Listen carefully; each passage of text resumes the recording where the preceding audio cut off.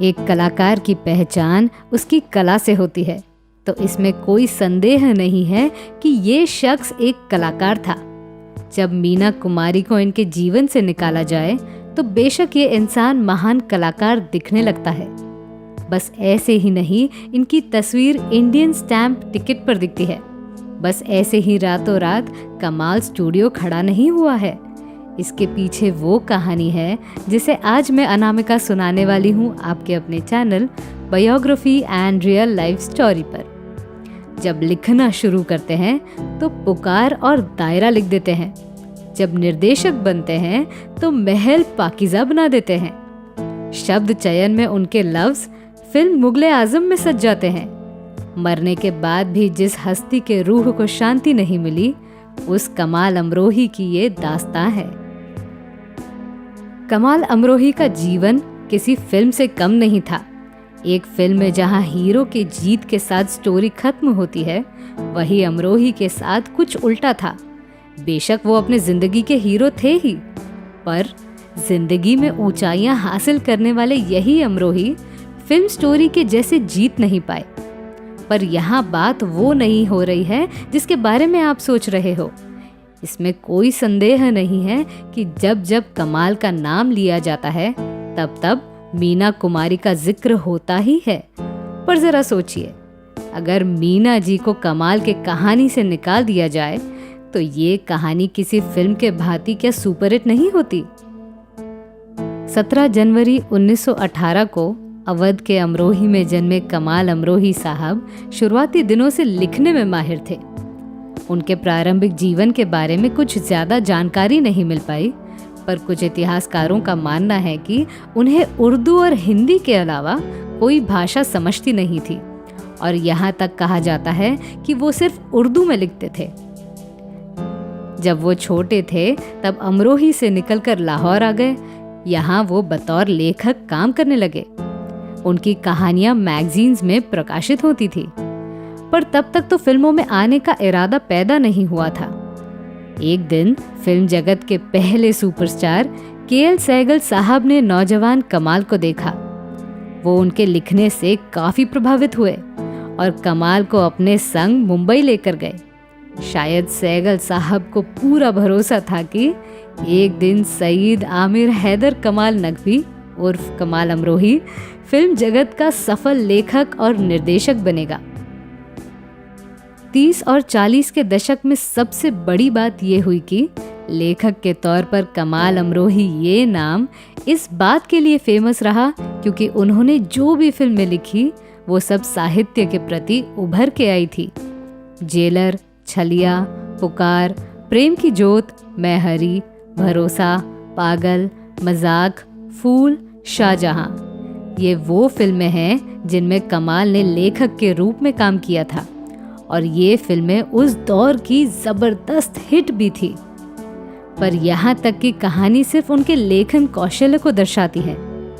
1945 के बाद उनके जीवन में नया मोड़ तब आता है जब के आसिफ संग उनकी फिल्म फूल रिलीज हुई। 1945 के बाद उनका सुनहरा दौर शुरू होता है। दरअसल फूल सुपरहिट होने के बाद के आसिफ मुगले आजम फिल्म की तैयारी करने लगे, और इस महत्वाकांक्षी फिल्म के लेखन की जिम्मेदारी कमाल अमरोही के कंधों पर डाली गई।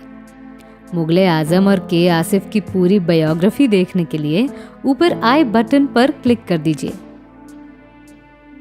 मुगले आजम के साथ उन्होंने अन्य 3 फिल्मों की कहानियां लिखी। उनमें से एक थी महल फिल्म की कहानी।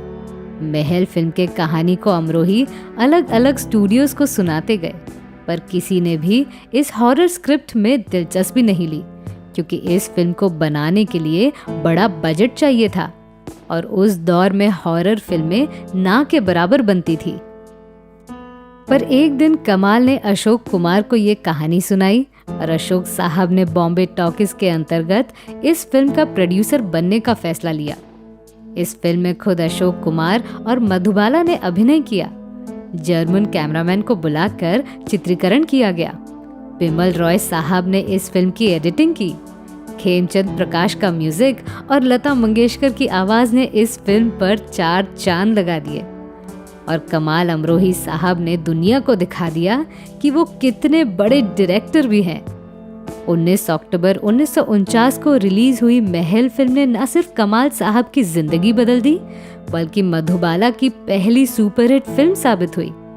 इसके साथ ही फिल्म जगत को लता मंगेशकर के रूप में एक बेहतरीन गायिका भी मिली।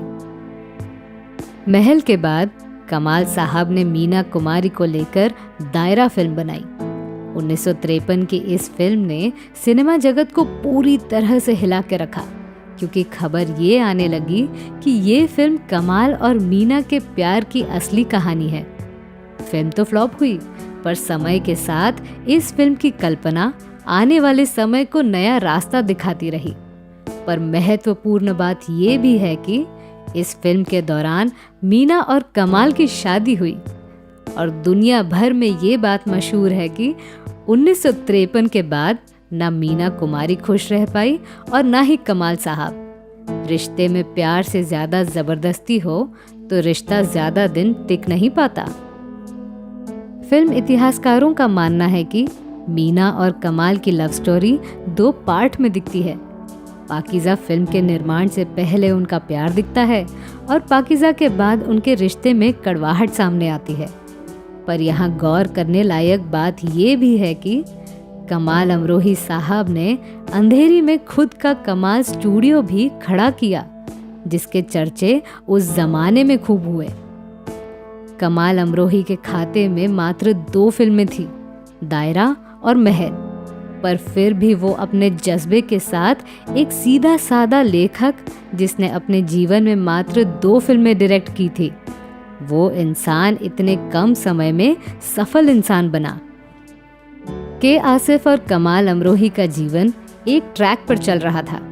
आसिफ साहब सालों से मुगले आजम बना रहे थे और अमरोही साहब पाकीज़ा। आसिफ साहब के फिल्म को भारी सफलता मिली, पर वही 1972 में पाकीज़ा जब रिलीज हुई तो लोगों ने इसे अच्छा रिस्पॉन्स नहीं दिया। पर मीना कुमारी के आकस्मिक देहांत के बाद इस फिल्म को भारी सफलता मिलने लगी, पर कमाल अमरोही के लिए ये सफलता कोई काम नहीं आई। अलग अलग मीडिया रिपोर्ट्स कमाल अमरोही को मीना के अंत की वजह बताने लगे, और यहीं से उनके जिंदगी के सितारे भी बुझने शुरू हुए। पाकीज़ा उनकी आखिरी हिट फिल्म रही। 1979 में मजनू और 1983 में राजिया सुल्तान फिल्म बनाने के बाद उन्हें एहसास हो गया कि अब वो इस चंदेरी दुनिया से हट चुके हैं। उनकी जगह अब किसी और ने ले ली है। अपने जीवन में कमाल ने 4 शादियां की। उनकी पहली बीवी बिल्किस बानो थी, पर पहले बीवी के अचानक हुए मौत के बाद उन्हें दूसरी शादी करना पड़ी। सईदा महमूदी से शादी करने के बाद भी उन्होंने मीना कुमारी के साथ तीसरी शादी की। 1972 में मीना कुमारी और 1982 में महमूदी के गुजर जाने के बाद बच्चों की परवरिश करने के लिए उन्हें चौथी शादी की। महमूदी से उन्हें 2 बेटे और एक बेटी हुई। दोनों बेटे शानदार और ताजदार ने कमाल की आखिरी फिल्म रजिया सुल्तान में काम किया था। महमूदी के अलावा उन्हें किसी भी बीवी से संतान नहीं हुई। अपने कला से फिल्म जगत को रंगीन कर देने वाले कमाल अमरोही का देहांत 11 फरवरी 1993 में हुआ। तो मैं थी आपकी आरजे अनामिका। मेरी सुनाई हुई कहानी आपको कैसी लगी ये हमें कमेंट सेक्शन में ज़रूर बताइएगा, और हमारे channel biography and real life stories को सब्सक्राइब करना न भूलें। नमस्कार।